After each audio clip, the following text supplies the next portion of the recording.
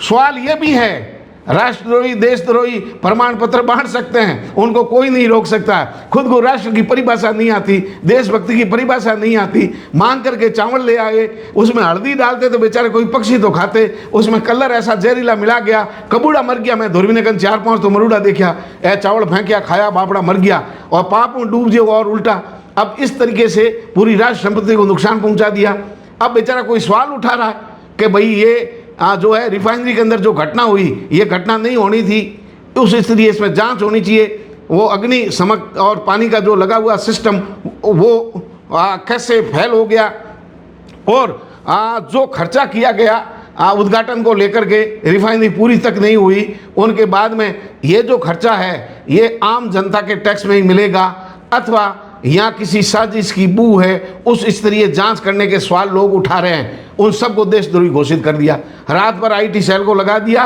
कौन कौन नरेंद्र मोदी प्रधानमंत्री के दौरे से खुश है, ना कोई दौरे से नाराज है, ना कैंसिल होने से कोई खुश हो रहा है, ना आगजनी से कोई खुश हो रहा है, ना नुकसान होने से कोई खुश हो रहा है। सब यहाँ के ही नागरिक है। 17 लाख लोगों को अनादर केवल लोकसभा क्षेत्र में जिन लोगों ने किया है, उनको आने वाले समय में जवाब मिलेगा। सवाल लोग पूछेंगे, आखिर 17 लाख लोगों का नेतृत्व करने वाले जनप्रतिनिधियों की अनदेखी करने वाले कौन लोग हैं, जिनको जनता ने नकार दिया विधानसभा चुनाव में, लोकसभा चुनाव में। वो लोग आज क्षेत्र की भलाई के झंडे लेकर के घूम रहे हैं। जनता ने जिनको नकार दिया, आप लोगों ने जिन 17 लाख मतदाताओं की भावनाओं को कुचलने का प्रयास किया है, आपको जवाब मिलेगा।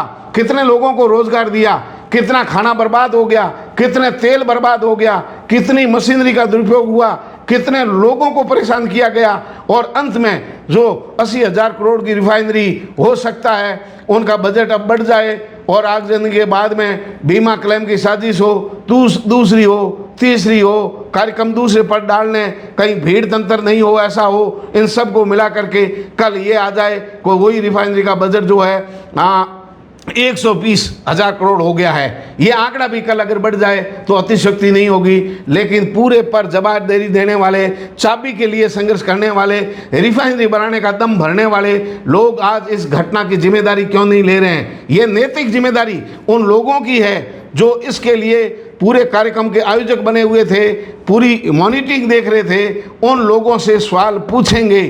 सवाल पूछना हमारा हक है, जवाब देना आपकी नैतिक कर्तव्य है, क्योंकि 17 लाख जनता की भावनाओं को कुचलने का जिन लोगों ने प्रयास किया है, केवल लोकसभा क्षेत्र की बात कर रहा हूँ, साबरा पचपदरा यहीं हैं, इसी राष्ट्र के अंदर है, फिर कौन से राष्ट्र को समर्पित करने जा रहे हैं? आधे अधूरे निर्माण कार्य, युवाओं की भावनाओं को कुचला, जनता की भावनाओं को कुचला, और इतना जो है दुरुपयोग धन का किया गया। ये किस में मिलेगा? इसका जवाब पूछने वाले सारे देशद्रोही और राष्ट्रद्रोही कैसे हो गए?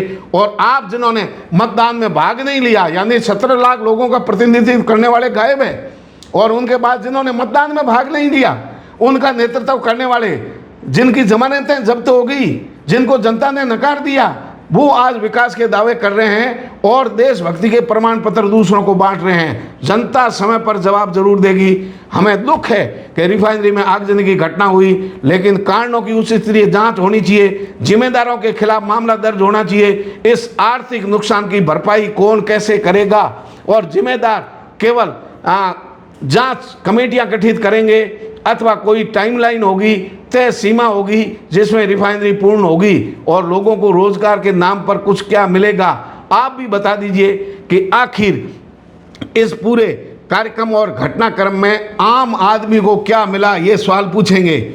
आम व्यक्ति को, बाड़मेर बालोतरा जैसलमेर लोकसभा क्षेत्र की जनता को क्या मिला, कल क्या मिलने वाला है, और इनके बाद में और क्या मिलने वाला है? उन पर जिस तरीके से लोगों को, भावनाओं को कुचलने का प्रयास किया है, 17 लाख लोगों की भावनाओं को कुचला है, उनका एक भी प्रतिनिधि इस पूरी रिफाइनरी जो शुभारंभ कार्य था इनमें नहीं बुलाया गया होगा, अथवा गए नहीं होंगे, अथवा हमें कहीं नज़र नहीं आए।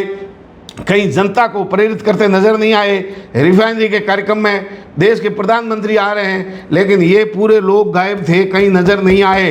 ये तो लोकसभा चॉइस की बात है, अभी तो 2 साल पूरे नहीं हुए बड़ी मुश्किल से, और अभी भूल गए हैं इनकी जनता की भावनाओं को। इनको 5 साल के लिए वोट दिया है, तो आज जनता इनके साथ होगी, अथवा जिन्होंने वोट नहीं दिया वो सारी जनता इन लोगों के साथ हो गई जो रिफाइनरी का उद्घाटन कर रहे हैं। आने वाले समय में जिन्होंने मतदान में ही भाग नहीं लिया, यानी लोकतंत्र के यज्ञ में आहुति नहीं डालने वाले लोग क्षेत्र का प्रतिनिधित्व कर रहे हैं। बड़ा सवाल है, सवाल पूछेंगे, और देश भक्ति और राष्ट्रद्रोह के प्रमाण पत्र फेसबुक वालों के पास नहीं है। इसका जवाब 17 लाख लोगों की भावना का कौन देगा?